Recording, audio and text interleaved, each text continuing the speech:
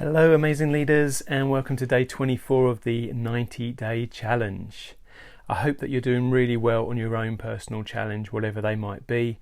I wonder if you've set more than one for yourself, whether you've got 2, 3 or 4. I know one person who's got 6 on the go. I know another person that wants to start doing podcasting. Another person who's planning an amazing adventurous trip to sort of retrace some of her ancestors' history over in America. All different things going on. I'd love to hear what yours are, so please share them with us so that we can listen, hear and get excited for you as well. So today I want to continue with our theme about positivity, and I'm going to ask you a question, which is, you are what you eat, aren't you? Now, we've heard that phrase when we're talking about our regular diet of what we consume, and if that's true for our body, then it must be true for our minds as well. So what are you feeding your mind? Think about that for a second. I know that may sound like a strange question, maybe a question you've never been asked before, but what is it that is going into your brain on a regular daily basis, maybe even an hour by hour basis?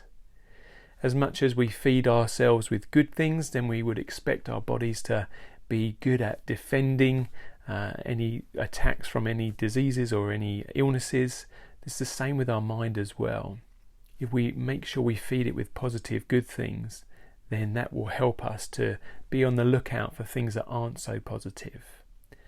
So, do you fill up your brain on positive things or on less so positive things? What about the news? Do you read a newspaper, whether that's physical or online? Do you actually, watch the news every day? Maybe you start your day out by looking at the news, and the news really is only reporting from yesterday or what's just happened in the past. But it's amazing how many negative things are in most news feeds. Have a look. Think how many positive things, how many positive articles have there been in the news over the last day or week or month.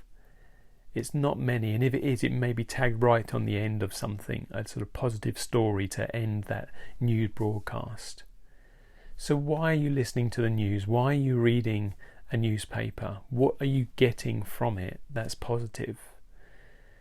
Now, it's good to be kind of worldly wise and understand what's going on in the world, so you don't want to be ignorant to that. But I would just be questioning how consumed you want to be by it. How much do you want to let it take over your mind? Imagine your mind can only consume a certain amount of information each day, and maybe even at certain times of the day that information is better received or worse than received. For me, in the morning is my most productive time of doing things. So if I'm filling up my morning with negative thoughts about what happened yesterday in the world, it doesn't necessarily give me a good starting point to go forward with.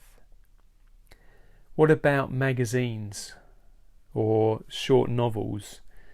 Do you know why they call them trashy magazines or trashy novels? And why would you want to put those trashy thoughts inside your own brain? If it was a trashy piece of food, would you eat it, or would you think twice about it? How does it make you feel when you have something that you know isn't very good for you to eat? And how do you feel half an hour later after eating it? Well, think about that for your mind and your brain and what you're consuming there. If you consume something trashy, maybe it's the latest hot gossip that you've heard either locally or internationally. How does it make you feel? Does it lift you up or does it bring you down? We've got to be really careful about what we put in front of our eyes that then goes into our brain or in our ears that we listen to. And the fascinating thing is, there are so many positive things out there if we just search for them. We can do so many positive things ourselves to help ourselves start our day on a positive step rather than on a negative one. And maybe this is a habit that you need to form as well. Maybe if you're not even looking at negative things or you think you aren't, just check in with yourself each day to think, how much have I spent today focusing on the positives around me? And how much have I let the negatives overtake those? And what can I do tomorrow to get that balance even better, so that there's more positive things in my life than there are negatives.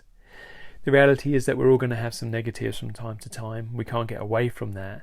But if you can outweigh them with positives, a bit like your body, if you can outweigh that with good nutrition and good hydration, then it will help you to combat some of those things that are trying to attack us sometimes.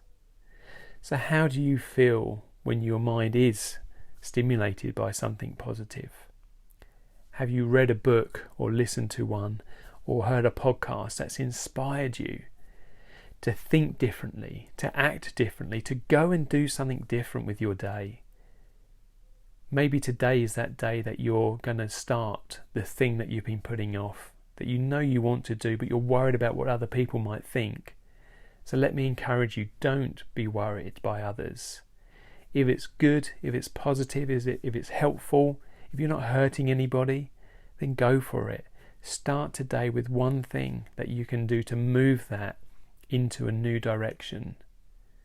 And it's amazing, this 90-day challenge that I've been doing, to record something on social media and on a podcast a day for 90 days. What that sparked off. I had a wonderful conversation with somebody yesterday about it, and helping them to get going on something, stop procrastinating. It's never going to be a perfect time, and you're never going to produce a perfect piece of content. It just doesn't happen. We're not perfect people.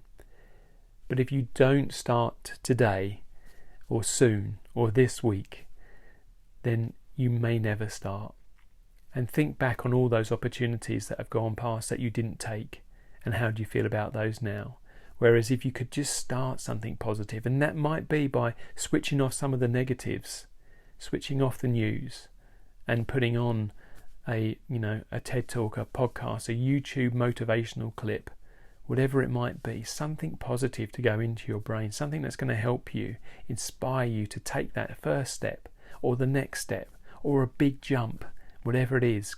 Today I want you to really feel that you can do it. So if you've been thinking about joining the 90-day challenge, then today is your day. It's day 24 for me, but it's your first day, and in 23 days you'll be where I am.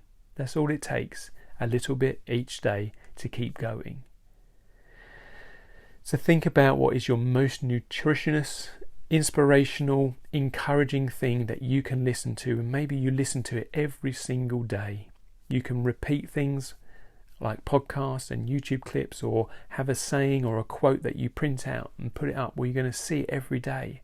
Put it in your bathroom so you see it every morning when you wake up and every night before you go to bed. Think about those 2 minutes that you have each day when you brush your teeth in the morning and at the end of the day. Maybe you've got some words of encouragement that you can read, or that you can recite, or that you can just get to know, so that you can start and end your day with positive things and not negative things. So I hope that's helpful. I hope that's encouraging. I hope that you do start something new today. And remember, why be average when you can be amazing?